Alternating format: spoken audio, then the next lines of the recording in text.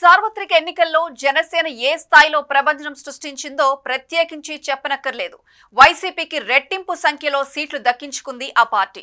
అవ్వడానికి అధికార పక్షమే అయినా ప్రతిపక్ష హోదాకు కావాల్సిన సీట్లు జనసేనకున్నాయి. వైసీపీకి ప్రతిపక్ష హోదా కూడా దక్కలేదు. పవన్ కళ్యాణ్ ను అసెంబ్లీ గేటు తాకనివ్వం అంటూ శబదాలు చేశారు వైసీపీ నేతలు. కానీ ఇప్పుడు వాళ్లే అసెంబ్లీకి రాని పరిస్థితి. అటు పిఠాపురంలో వైసీపీ కార్యకలాపాలు కనిపించడం లేదు. ఓటమి తర్వాత వంగా గీత సైలెంట్ అయిపోయారు. దీంతో అక్కడ ప్రతిపక్షమే లేకుండా పోయింది. అసలు పిఠాపురంలో వైసీపీ ఉన్నట్లా లేనట్లా?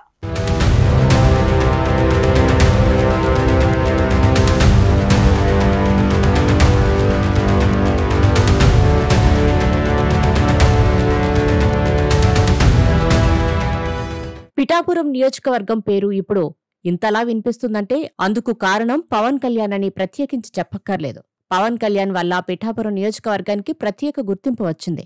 పిఠాపురం ఎమ్మెల్యే గారి తాలూకు అంటూ ఒక్క పిఠాపురం నియోజకవర్గం జనసైనికులే కాకుండా 2 తెలుగు రాష్ట్రాల్లోనూ ఆయన అభిమానులు బైకులపై, కార్లపై స్టిక్కర్లు అంటించుకుని తిరుగుతున్నారు. పిఠాపురంలో జనసేన వెలిగిపోతుంటే వైసీపీ ఆరిపోతుందంటూ సోషల్ మీడియాలో చర్చ జరుగుతోంది.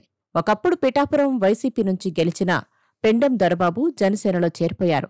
ఇది వైసీపీకి పెద్ద షాక్. దొరబాబుతో పాటు చాలా మంది వైసీపీ కార్యకర్తలు జనసేన కండువా కప్పుకున్నారు. గత ఎన్నికల్లో వైసీపీ తరపున పోటీ చేసిన వంగ గీత ఇప్పుడు పూర్తిగా రాజకీయంగా కనిపించడం లేదని అంటున్నారు. అడపాదడపా తప్ప అంత పెద్ద యాక్టివ్గా కనిపించడం లేదని అంటున్నారు. తాజాగా ఆమె ఏర్పాటు చేసిన సమావేశానికి 100 మంది కూడా రాకపోవడంతో పిఠాపురంలో అసలు వైసీపీ పరిస్థితి ఏంటన్న చర్చ తెరమీదకు వచ్చింది.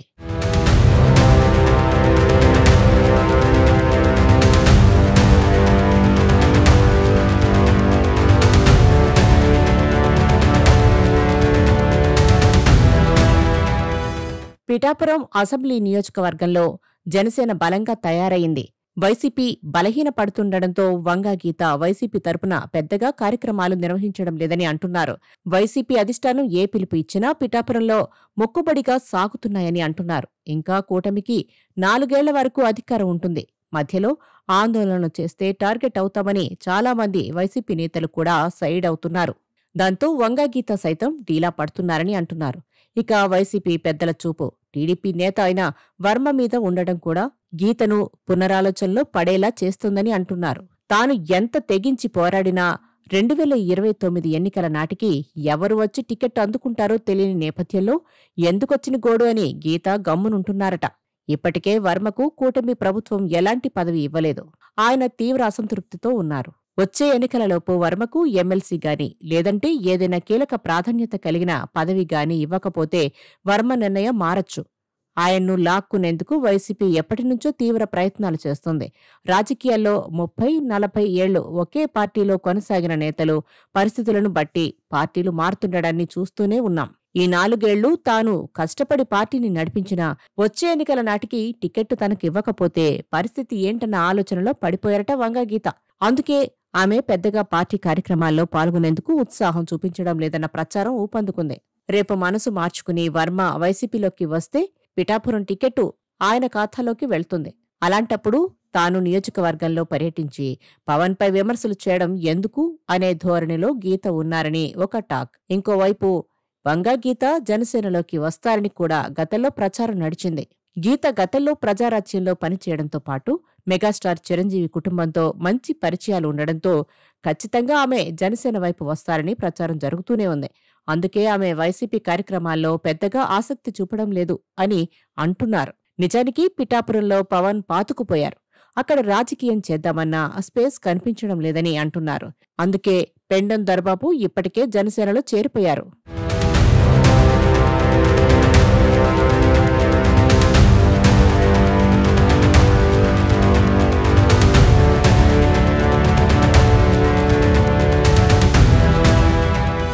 ప్రస్తుతానికైతే వర్మ టీడీపీకి వీర విధేయుడిగా ఉంటున్నారు. 2024లో పొత్తు ధర్మాన్ని పాటించిన నాయకుడు వర్మ. 2024లో టీడీపీ టికెట్ ఇవ్వకపోతే ఇండిపెండెంట్గా పోటీ చేశారు. కానీ ఈసారి అలా చేయలేదు. పొత్తు ధర్మాన్ని గౌరవించారు, త్యాగం చేశారు. టీడీపీ పట్ల ఎంతో లాయల్గా ఉంటున్నారు. 2014 ఎన్నికల్లో టీడీపీ టికెట్ ఇవ్వకపోతే ఆయన ఇండిపెండెంట్గా పోటీ చేసి ఎమ్మెల్యేగా గెలిచారు తప్పితే మరో పార్టీలో చేరలేదు. ఇప్పుడు కూడా ఆయన పిఠాపురంలో టీడీపీ బలోపేతానికి కృషి చేస్తున్నారు. దీన్ని బట్టి ఆయన వైసీపీలోకి వెళ్లారన్న ప్రచారం కేవలం ప్రచారం మాత్రమే అన్నది మరికొందరి నోట వినిపిస్తున్న టాక్. 2024 అసెంబ్లీ ఎన్నికల సమయంలోనూ వర్మ వైసీపీలో చేరారనే ప్రచారం జరిగింది. ఈ ప్రచారాన్ని ఖండించిన వర్మ తాను చంద్రబాబు మనిషినని 2014 నుంచే తనను వైసీపీలో చేర్చుకునే ప్రయత్నాలు జరుగుతున్నాయన్నారు. ఇది జరగని పని అని స్పష్టం చేశారు.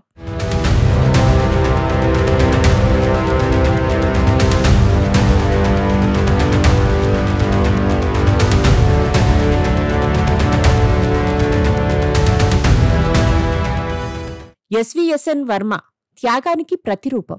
జనసేనాని పవన్ కళ్యాణ్ కోసం తన సీటుని త్యాగం చేసిన వర్మపై రాష్ట్ర వ్యాప్తంగా జనసేన శ్రేణుల్లో ఎనలేని అభిమానం ఉంది. కులమతాలకు కేర్ ఆఫ్ అడ్రస్ అన్నట్లుగా మారిపోయిన ఆంధ్రప్రదేశ్ రాజకీయాల్లో తన సామాజిక వర్గం ఓట్లు నామమాత్రంగా ఉన్న చోట నుంచి భారతదేశ చరిత్రలో ఎవరూ సాధించలేని విధంగా 2014 ఎన్నికల్లో భారీ మెజార్టీతో ఇండిపెండెంట్గా విజయం దక్కించుకున్నారంటే అర్థం చేసుకోవచ్చు ప్రజలను వర్మ ఎంతలా ప్రభావితం చేశారో అన్నది. రాజకీయంగా అంతటి బలవంతుడైన వర్మ ఈసారి తన సీటును జనసేనాని పవన్ కళ్యాణ్ కోసం త్యాగం చేశారు. వర్మ చేసిన త్యాగానికి ఆయనకు కీలక పదవిని కట్టబెట్టాలన్న డిమాండ్ ఉన్నా చంద్రబాబు ఎందుకు ఆయనకు ఇంకా మోక్షం ప్రసాదించలేదు. పవన్ కళ్యాణ్ వచ్చే ఎన్నికలకు కూడా పిఠాపురాన్నే ఎంచుకుంటే వర్మకు ఇక అవకాశం ఉండనట్లే. అయితే ఇంకో ఆశ ఏంటంటే వచ్చే ఎన్నికల నాటికి ఏపీలో 50 అసెంబ్లీ నియోజకవర్గాలు పెరగబోతున్నాయి. పునర్విభజనలో పిఠాపురం 2 అయితే 1 వర్మకు దక్కే ఛాన్స్ ఉంది. అయితే జనసేన బలానికి తోడు స్థానికంగా బలమైన వర్మ మద్దతు ఉండగా పిఠాపురంలో వైసీపీకి మళ్లీ కోలుకునే ఛాన్స్ ఉంటుందా లేదా అన్నది తేలాల్సి ఉంది.